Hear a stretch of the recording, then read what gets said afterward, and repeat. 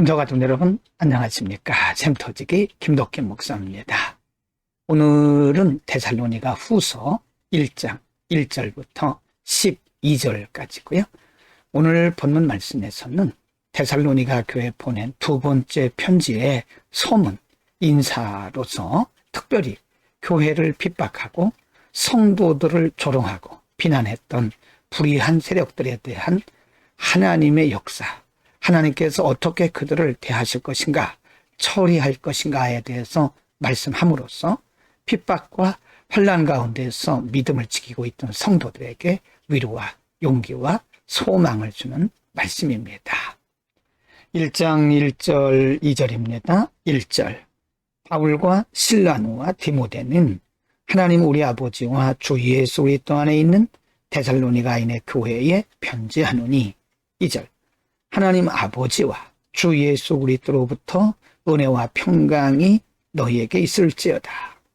사도 바울은 두 번째 서신을 데살로니가 교회에 보내면서 그들을 축복하기를 하나님 아버지와 주 예수 그리스도로부터 은혜와 평강이 넘쳐나기를 간구하고 있습니다. 은혜와 평강은 우리의 삶의 전반적인 부분에서 안정적인 것을 의미하죠. 우리의 삶이 안정적이지 않고는 우리가 어떤 일도 할 수 없겠죠. 1장 3절부터 7절입니다. 이 부분에서는 교회를 박해하고 성도들을 조롱하고 핍박했던 세력들에 대해서 하나님께서 어떻게 행할 것인가에 대해서 말씀합니다. 3절 형제들아 우리가 너희를 위하여 항상 하나님께 감사할지니 이것이 당연함은 너희의 믿음이 더욱 자라고 너희가 다 각기 서로 사랑함이 풍성함이 4절 그러므로 너희가 견디고 있는 모든 박해와 환난 중에서 너희 인내와 믿음으로 말미암아 하나님의 여러 교회에서 우리가 친히 자랑하노라. 5절 이는 하나님의 공의로운 심판의 표요 너희로 하여금 하나님의 나라에 합당한 자로 여김을 받게 하려 함이니 그 나라를 위하여 너희가 또한 고난을 받느니라. 6절 너희로 환난을 받게 하는 자들에게는 환난으로 갚으시고 7절 환난을 받는 너희에게는 우리와 함께 안식으로 갚으시는 것이 하나님의 공이시니 주 예수께서 자기의 능력의 천사들과 함께 하늘로부터 불꽃 가운데에 나타나실 때에 그렇게 하실 것이다 라고 말씀합니다.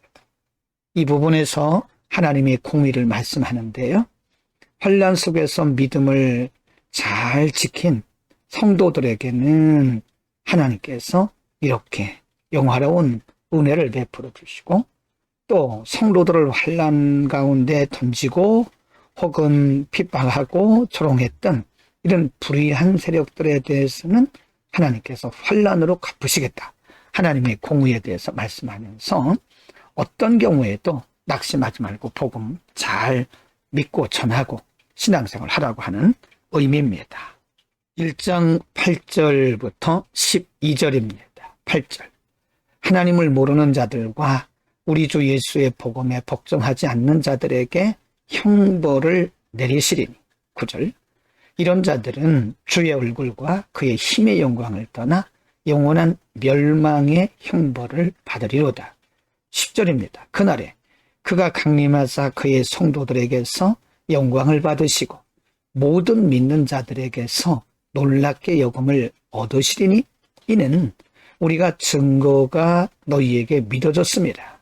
11절 이러므로 우리도 항상 너희를 위하여 기도함은 우리 하나님 너희를 그 부르심이 합당한 자로 여기시고 모든 선을 기뻐함과 믿음의 역사를 능력으로 이루게 하시고 12절 우리 하나님과 주 예수 그리스도의 은혜대로 우리 주 예수의 이름이 너희 가운데서 영광을 받으시고 너희도 그 안에서 영광을 받게 하려 합니다.